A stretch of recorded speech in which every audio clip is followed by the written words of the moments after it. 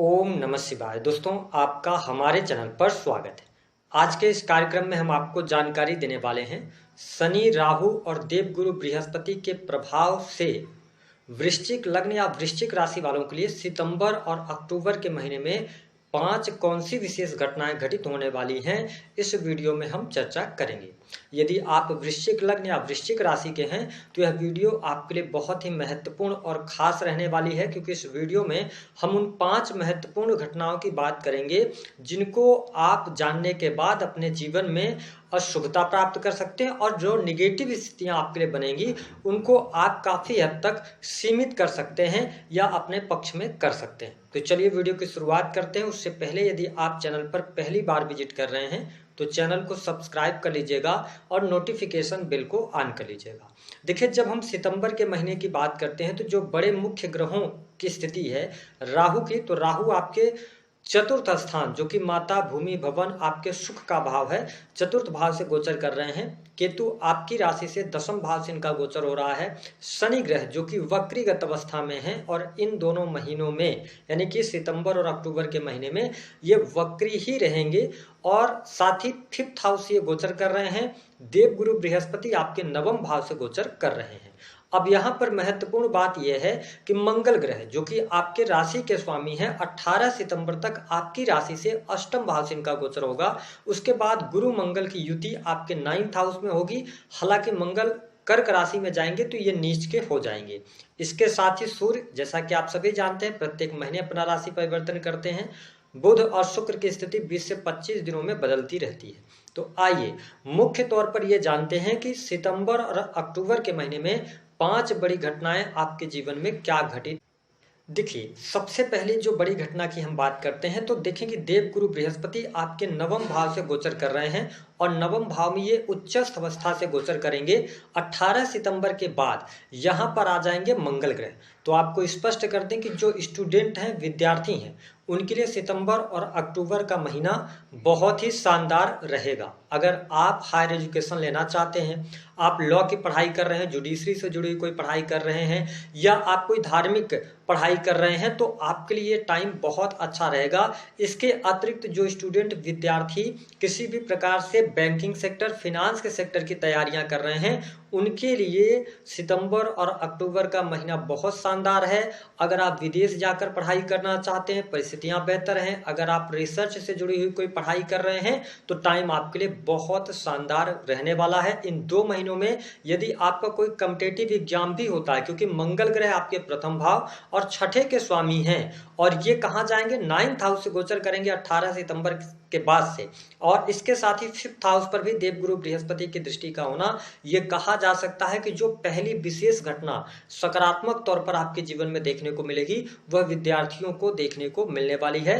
पढ़ाई लिखाई अच्छी, अगर आप हायर एजुकेशन ले रहे हैं तो उसमें सफलता, विदेश जाकर पढ़ाई करना चाहते हैं बेहतर स्थिति है। अगर आप किसी टेक्निकल फील्ड की पढ़ाई कर रहे हैं, फिनांस के सेक्टर की पढ़ाई कर रहे हैं, तो इन सभी क्षेत्रों में आपको अच्छी सफलता प्राप्त होगी।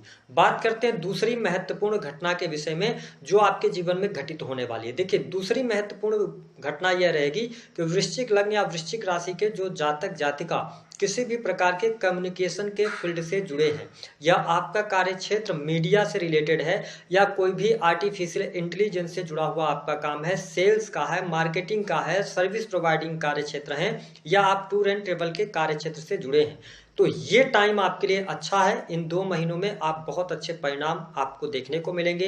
इन क्षेत्रों से जो परेशानियां आ रही थी वो परेशानियां आपकी दूर होती नजर आ रही हैं। साथ ही लंबी दूरी की यात्रा, अगर आप बिजनेस के लिए यात्रा करना चाहते हैं तो भी परिस्थितियां आपके लिए बहुत बढ़िया हैं और इस समय अवधि के दौरान भाग्य का साथ और सहयोग आपके साथ में बना रहेगा। धार्मिक यात्राएं भी इस समय अवधि में होंगी और धर्म कर्म अध्यात्म के प्रति रुचि भी जागृत होगी। तो ये सकारात्मक चीज आपके लिए रहेगा। साथ ही आपके व्यक्तित्व में भी परिवर्तन होगा। ठीक है, व्यक्तित्व भी आपका अच्छा रहने वाला है। इस समय अवधि के दौरान आप सकारात्मकता के साथ आगे बढ़ेंगे, एनर्जी लेवल आपके अंदर अच्छी रहेगी। लेकिन 18 सितंबर से पहले थोड़ा चोट चपेट दुर्घटना से बचाव कीजिएगा। उसके बाद का टाइम अक्टूबर लास्ट तक बहुत शानदार आपके लिए रहने वाला रहेगा। जैसा कि मैंने वीडियो के शुरुआत में बताया कि देवगुरु बृहस्पति जब 5th हाउस पर दृष्टि डाल रहे हैं तो लाइक ये प्रेम संबंध के मामलों के लिए भी समय अच्छा है, ठीक है। न्यू एजुकेशन शुरू करना चाहते हैं उसके लिए अच्छा समय है। साथ ही अगर आप सर्विसेज प्रोवाइड करा रहे हैं, पर्दे के पीछे काम करते हैं, स्क्रिप्ट राइटिंग का काम करते हैं, तो ये टाइम आपके लिए बहुत ही शानदार रहने वाला है। बात करते हैं तीसरी महत्वपूर्ण घटना की। तो देखिए वृश्चिक राशि वालों, तीसरी जो महत्वपूर्ण घटना रहने वाली है राहु ग्रह के कारण होगी, क्योंकि राहु आपके 4th हाउस से गोचर कर रहे हैं, ठीक है।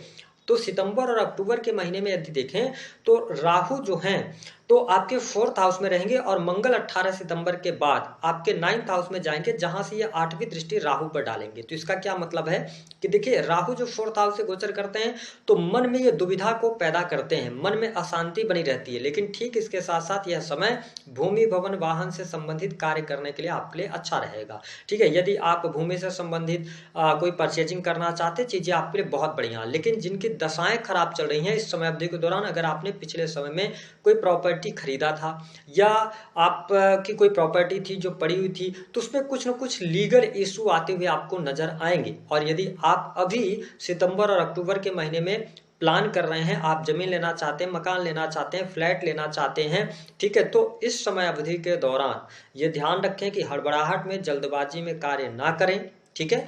चीजें आपके लिए थोड़ी सी निगेटिव हो सकती हैं। इसके साथ ही यहाँ पर मुझे इलेक्ट्रिकल इलेक्ट्रॉनिक से जुड़ी चीजों पर आप पैसा खर्च कर सकते हैं। गाड़ी वाहन का योग यहाँ पर दिखाई दे रहा है, यानी कि सुख सुविधा से जुड़ी चीजों पे इन्वेस्टमेंट आप करने जा रहे हैं। चीजें आपके लिए अनुकूल तो हैं, लेकिन ये पर्सनल लेवल पे थोड़ा सा आपको परेशान कर सकती है। मन में थोड़ा सा खिन्नता रहेगी, किसी न किसी बात को लेकर आप चिंतित रह सकते हैं, इसका आपको ध्यान रखना है। और साथ ही माँ की हेल्थ का भी ध्यान रखें, यानी कि इस समय अवधि में ये जो सितंबर और अक्टूबर का महीना है ये माता की सेहत के लिए अच्छा नहीं रहेगा, उनकी सेहत पर धन खर्च होगा।